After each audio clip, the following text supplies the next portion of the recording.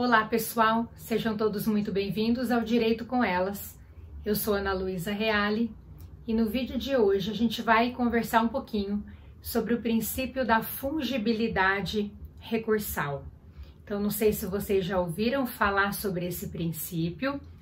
A gente tem a fungibilidade, né, pessoal, prevista em nosso sistema, também em outros contextos. Então basta a gente lembrar, a título de exemplo, das nossas tutelas provisórias, existe a possibilidade de o órgão jurisdicional receber uma tutela provisória pela outra, né? Então, se de repente o autor está pedindo uma tutela cautelar e o juiz entende que é caso de tutela antecipada, nada impede que ele receba um pedido ali por outro, né? Em razão da nossa fungibilidade. A gente tem também a previsão, a título de exemplo, da adoção da fungibilidade envolvendo as tutelas possessórias, as ações possessórias. Então, de repente, o autor pediu uma reintegração de posse e aí o juiz entende que seria caso de uma manutenção de posse, nada impede que ele receba uma pela outra. Enfim, pessoal, dentro desse contexto, nós temos a fungibilidade estabelecida pelo nosso sistema. E a fungibilidade recursal quer dizer exatamente isso, né? Nós teríamos a possibilidade aí de o órgão jurisdicional receber um recurso por outro. Então, de repente, o recorrente interpõe um determinado recurso equivocado ali, né? Mas, eventualmente, poderia ou poderá o órgão jurisdicional receber esse recurso interposto de maneira inadequada, como se fosse o correto, aplicando o princípio da fungibilidade recursal. E aí você pode me perguntar, mas quando isso seria admitido, né? Quando existe a possibilidade da aplicação do princípio da fungibilidade recursal? Então, na realidade, quanto a isso, pessoal, nós temos que considerar dois itens, né? Nós temos que observar dois itens aí para que a gente possa pensar na aplicação da fungibilidade recursal. E o primeiro ponto que eu gostaria de tratar aqui é a questão da dúvida objetiva.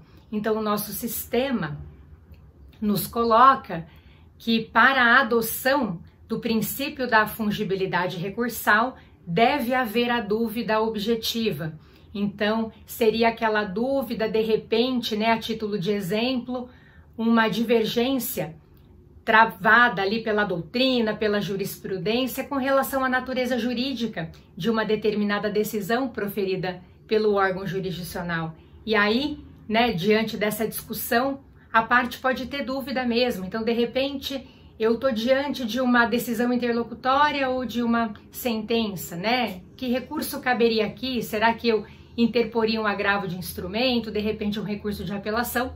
Então, havendo a dúvida objetiva, existe a possibilidade de o princípio da fungibilidade ser aplicado.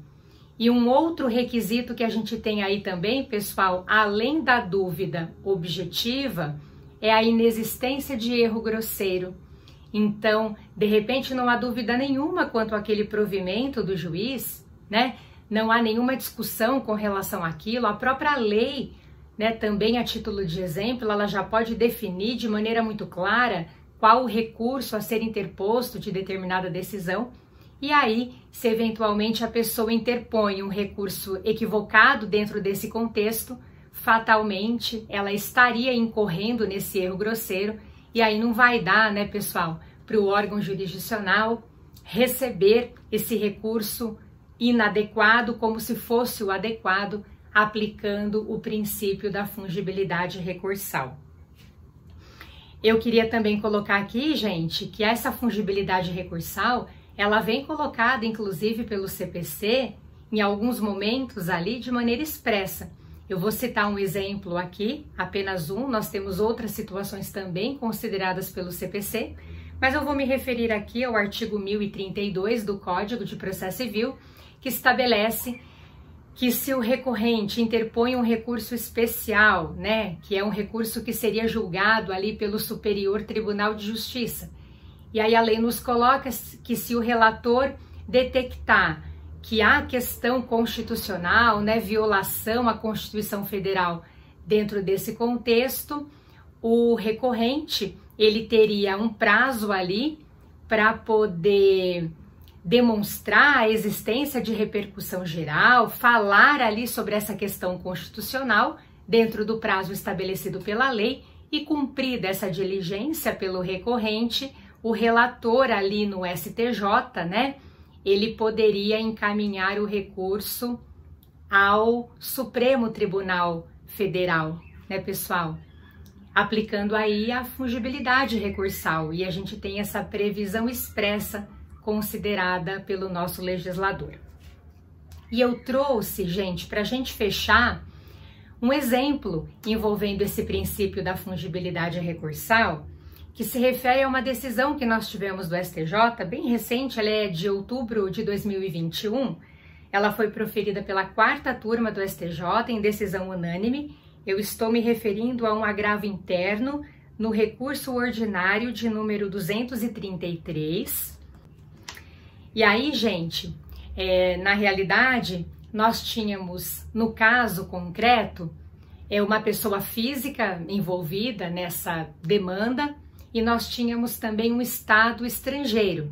E a nossa lei, a nossa Constituição Federal, ela estabelece que ações que envolvam Estado estrangeiro ou organismo internacional de um lado, município ou pessoa residente ou domiciliada no país de outro lado, estas demandas, né, tramitarão perante a Justiça Federal, primeiro grau, primeira instância da Justiça Federal, nos termos do artigo 109, inciso 2 da própria Constituição Federal. E foi o que aconteceu. A ação tramitou perante uma determinada vara federal, em primeiro grau. E aí, pessoal, o que aconteceu ali, né? Da sentença proferida, nesse caso, gente, a pessoa que se prejudicou, ela acabou interpondo recurso de apelação ao TRF, né? E aí você pode me perguntar, mas tá correto, né? Se a gente está falando de Justiça Federal, da sentença, caberia uma apelação para o TRF, né? Daquela determinada região. E aí eu vou dizer para vocês o seguinte, pessoal, em regra sim, né? Se a gente tem uma sentença, a ação está tramitando perante a Justiça Federal, vai caber uma apelação para o TRF. Mas aqui não. Como assim aqui não, professora? Aqui não, gente. Nessa situação específica da sentença proferida nesta ação, caberá recurso ordinário constitucional que será julgado pelo Superior Tribunal de Justiça por disposição expressa da lei, gente. Então, os artigos que fundamentam o que eu estou dizendo, vou começar pela Constituição Federal, artigo 105, inciso 2, a linha C da Constituição Federal, e no CPC nós temos o 1027, inciso 2, a linha B do Código de Processo Civil, portanto, falando a respeito disso. Então, nós temos uma previsão expressa estabelecida pela nossa lei e, neste caso, não cabe apelação dessa sentença, vai caber recurso ordinário constitucional, apenas nessa hipótese, nos termos da nossa legislação. O órgão jurisdicional aí, ele não recebeu um recurso pelo outro. O princípio da fungibilidade, pessoal, não foi aplicado neste caso, tá bom? Então, eu vou deixar a referência na descrição do vídeo com relação a essa decisão, bastante interessante, que exemplifica, né, o que a gente está falando aqui. Espero que vocês tenham gostado desse vídeo. A gente se vê em breve. Muito obrigada pela companhia. Um beijo e até!